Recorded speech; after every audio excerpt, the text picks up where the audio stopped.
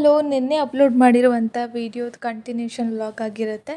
So ನಾನು ಈ ವಿಡಿಯೋನ ನಾನು ಎಂತಕ್ಕೋಸ್ಕರ ಶೇರ್ ಮಾಡ್ತಿದ್ದೀನಿ ಅಂತ ಅಂದರೆ, ನಮ್ಗೆ ಸಾಕಷ್ಟು ಜನಕ್ಕೆ ಮೆಹಂದಿನ ಯಾವ ರೀತಿ ಹಚ್ಕೋಬೇಕು, ತಲೆಗೆ ಹೇಗೆ ಅಪ್ಲೈ ಮಾಡಬೇಕು ಅನ್ನೋದು ಅಷ್ಟು ಗೊತ್ತಿರಲ್ಲ. ಹಾಗೆ ಎಲ್ಲನೂ ಇಂಗ್ರೀಡಿಯೆಂಟ್ಸ ಹಾಕಿ ನಾವು ಮೆಹಂದಿನ ಮಿಕ್ಸ್ ಮಾಡ್ಕೊಂಡು ಬಿಟ್ಟಿರ್ತೀವಿ. ಬಟ್ ಕರೆಕ್ಟ್ ವೇನಲ್ಲಿ ನಾವು ಮೆಹಂದಿನ ಅಪ್ಲೈ ಮಾಡ್ಕೋಬೇಕಾಗತ್ತೆ ಹೇರ್ಗೆ. ಸೊ ಹಾಗಾಗಿ ಒಂದು ಪುಟ್ಟ ವೀಡಿಯೋ ಮಾಡಿ ನಾನು ಒಟ್ಟಿಗೆ ಶೇರ್ ಮಾಡ್ಕೋತಾ ಇದ್ದೀನಿ.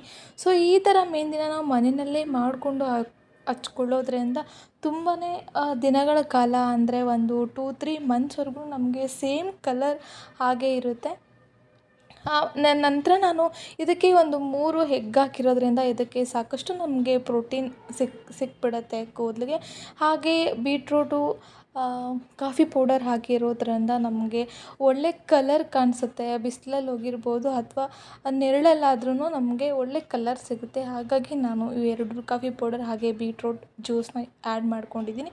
ಹಾಗೆ ಕರ್ಡ್ ಕೂಡ ಹಾಕ್ಕೊಂಡಿದ್ದೀನಿ. ಕರ್ಡ್ ಸ್ವಲ್ಪ ತಂಪಾಗಲಿ ಅನ್ನೋದಕ್ಕೋಸ್ಕರ ಹಾಕೋತಾರೆ. ಹಾಗೆ ಅದು ಸ್ವಲ್ಪ ಮಜ್ಜಿಗೆ ಥರ ಮಾಡ್ಕೊಂಡಿರೋದ್ರಿಂದ ಹುಳಿ ಅಂಶ ಬಂದರೆ ಸ್ವಲ್ಪ ಕಲರ್ ಚೆನ್ನಾಗಿ ಕಾಣಿಸುತ್ತೆ ಅನ್ನೋದಕ್ಕೋಸ್ಕರ ನಾನು ಮೊಸರನ್ನ ಸ್ವಲ್ಪ ಮಜ್ಜಿಗೆ ಥರ ಮಾಡಿಕೊಂಡು ಅಪ್ಲೈ ಮಾಡ್ಕೊಂಡಿರೋದು, ಅಂದರೆ ಹಾಕಿ ಮಿಕ್ಸ್ ಮಾಡಿರೋದು.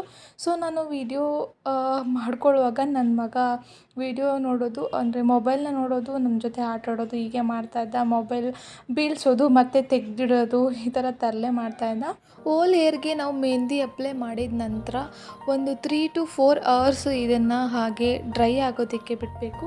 ನಂತರ ವಿತೌಟ್ ಶಾಂಪು ನಾವು ಹಾಗೆ ಹೇರ್ ವಾಶ್ ಮಾಡಿಕೊಂಡು 1 ಡೇ ಆದಮೇಲೆ ನಾವು ಸ್ವಲ್ಪ ಹಾಗೆ ಲೈಟಾಗಿ ಎಣ್ಣೆನ ಅಪ್ಲೈ ಮಾಡಿ ತಲೆಗೆ, ಆಮೇಲೆ ಶಾಂಪು, ಕಂಡೀಷ್ನರ್ ನಿಮಗೆ ಯಾವುದು ನೀವು ಯೂಸ್ ಮಾಡ್ತೀರಾ ಅದನ್ನು ಹಾಕಿ ನೀಟಾಗಿ ಹೆಡ್ ವಾಶ್ ಮಾಡಿಕೊಂಡ್ರೆ ಪರ್ಫೆಕ್ಟಾಗಿ ಕಲರು ಹಾಗೆ ಸಾಫ್ಟಾಗಿ ಸ್ಮೂತಾಗಿ ನಿಮ್ಮ ಹೇರ್ ಚೆನ್ನಾಗಿ ಕಾಣಿಸುತ್ತೆ.